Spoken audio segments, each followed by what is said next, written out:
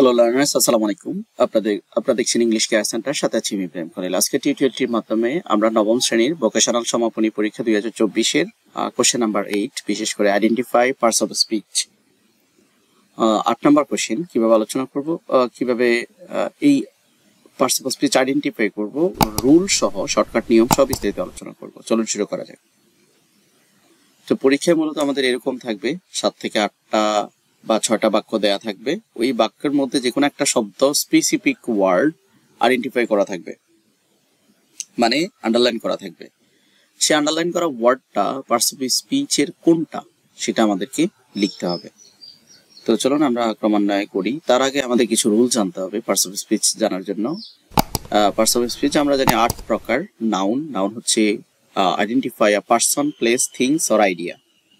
হ্যাঁ, যেমন এখানে বুক বা লন্ডন। তারপরে প্রোনাউন আমরা কোনটাকে বুঝাই বা কাকে বলি, রিপ্লেস অফ নাউন বা নাউন ফ্রেজ, হি, শি, দে, এগুলো হচ্ছে pronoun.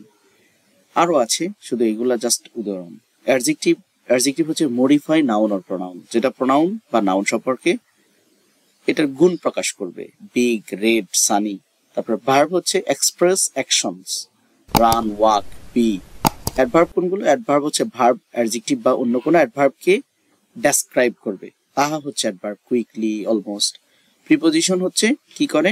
Relationship between two words, inside, beside, in, of, for, from, এগুলো হচ্ছে প্রিপোজিশন। কনজাংশন কোনগুলো? কনজাংশন হচ্ছে connect words or group of words, after, because, in, after, because, and, but, or, so, যেগুলোকে আমরা conjunction হিসেবে চিনি। Interjection হচ্ছে express the emotions or surprises, expresses the grief, sadness, happiness, wow, alas, hurray, yeah, এগুলো হচ্ছে interjections। তো যাই হোক, আমরা আরো জানবো যে শর্টকাট কিছু নিয়ম আছে নাউন বা বিভিন্ন parts of speech Chinar.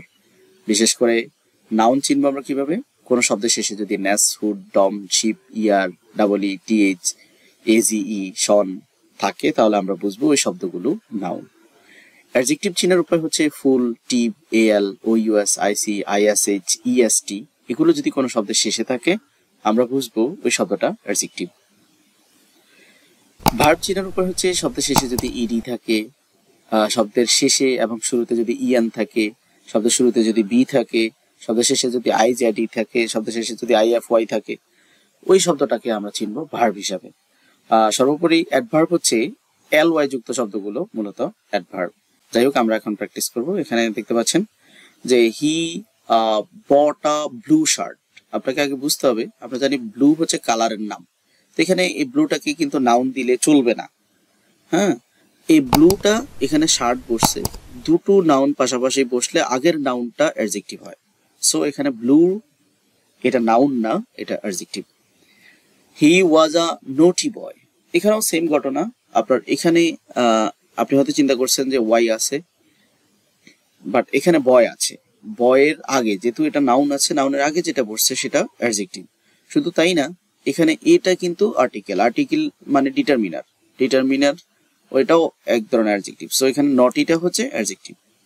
Honesty is the best policy.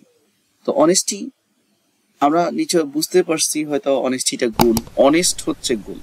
Honest যদি হইতো তাহলে অ্যাডজেক্টিভ হইতো, বাট এখানে কিন্তু অনেস্টি বলা হয়েছে। সিম্পলিসিটি, অনেস্টি, ক্রুয়েলিটি, এগুলো মূলত কি?